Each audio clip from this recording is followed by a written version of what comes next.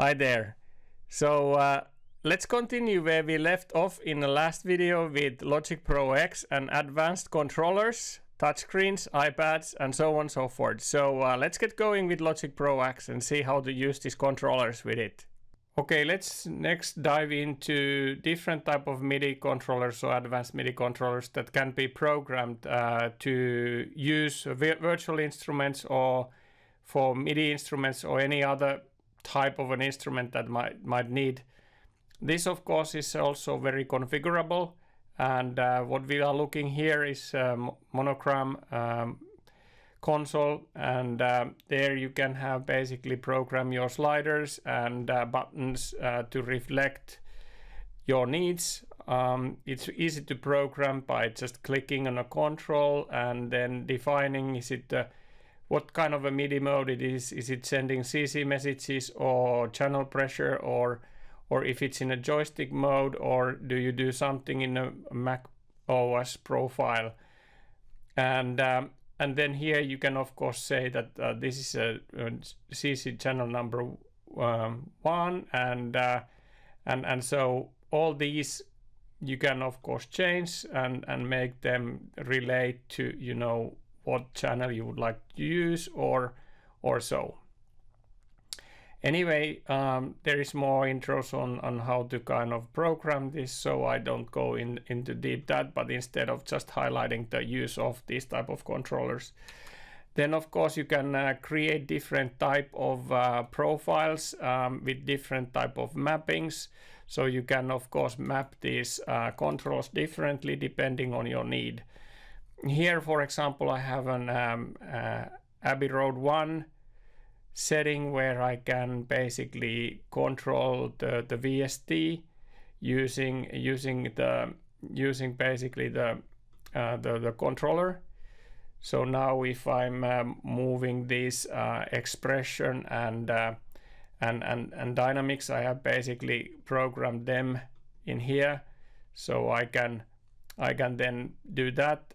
Then also here is an extra control for reverb. So this one I have actually controlling for reverb. But of course you can map this to any controller that you want. Also you could add buttons that kind of then launch different type of playing style and things like that. But simplistically, very much you can configure and bring, you know, expression into your play when using these type of controllers.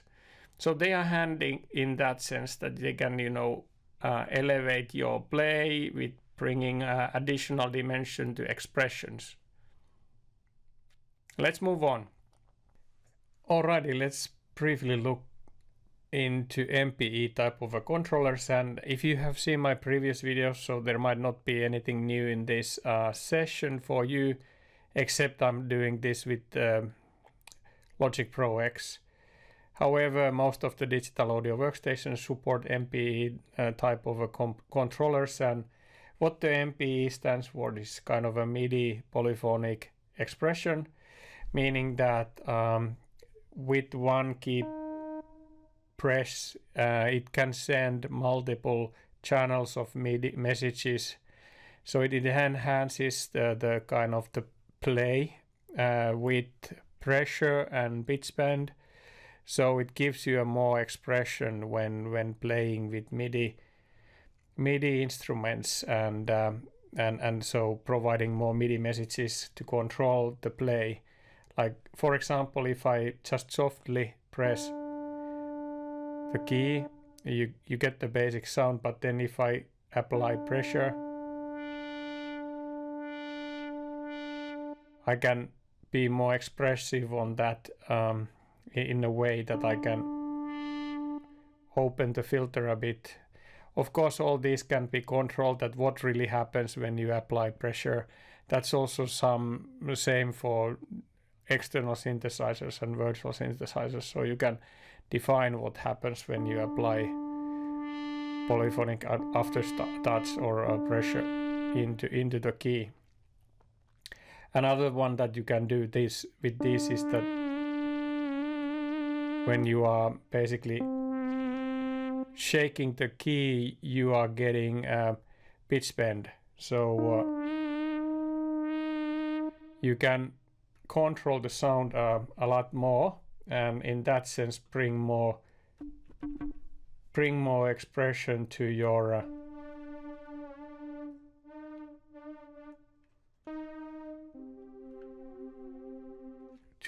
your play.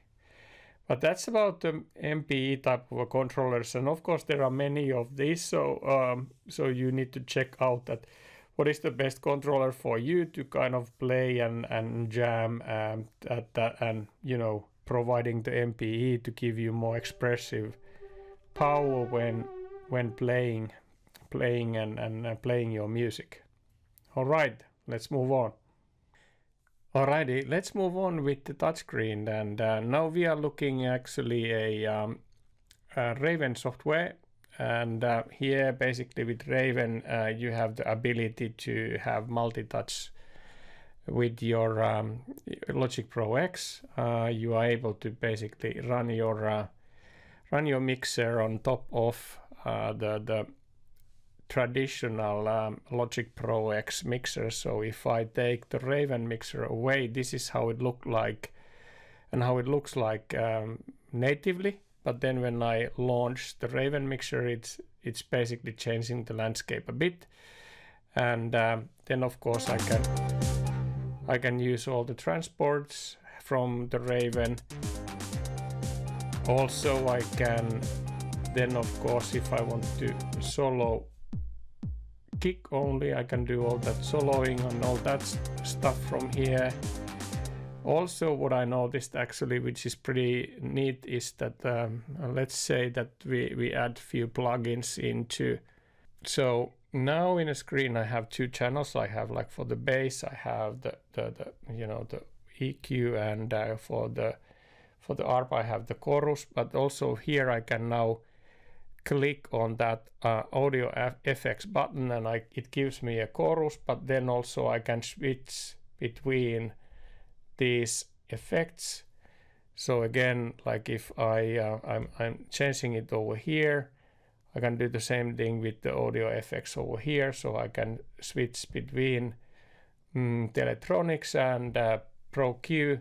So this is actually quite convenient, and you can do a lot of things with your hand. Of course, you can go here and then you know, do things like what you normally do with your mouse. You can then do with your your fingers. And then of course, when you the main point was here to show that, you know, how easily you can, you know, navigate from a channel to another, and then you know, from a plugin to another, and so it's quite convenient and nice in that respect. And so yeah, and then of course you can change the view to an arrangement view from here. Then you can also use all these macros that you can program. You can have actually several type of macros. You can also have the tools selected from here that we already looked in iPad, like in the Metagrid system. Then let's see, if I go over there and I say new audio track, it will create me an audio track, new software instrument track. So I can do these kind of things directly from the touchscreen, and I don't need to go to menus and or do a keyboard shortcut. So I can use this Raven software to do that for me. Of course, I can also have different type of layouts of these panels in Raven. So you can have 6 different layouts, so you can store and have that, you know, available with different type of macros. So in that respect, it is an extremely good tool, and makes your workflow more robust. Then of course you can do things cut, copy, paste, delete here as well. Anyway, I'm not gonna go deeper with the Raven. I can do that if you like. I can do a more specific session about how to use Raven in the music production. Anyway, this was just to highlight the capabilities of a touchscreen and then a Raven software together, that how and what you can do and how much nicer it makes things in that respect, and how tactile things come in that also, while working in a touchscreen. So yeah, so this is in a nutshell, touchscreen and Raven. So let's move on. Alrighty, let's pause the video over here and continue next Thursday. Remember to subscribe for the channel for more content. See you next Thursday. Bye now.